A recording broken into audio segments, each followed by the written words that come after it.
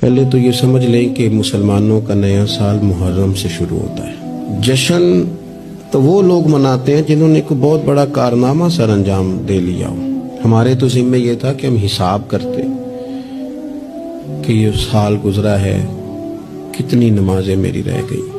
हमें तो इस बात पे रोना था कि ये साल भी मेरी जिंदगी से माइनस हो गया और अभी तक मैं अपने आप को तब्दील ही नहीं कर सका।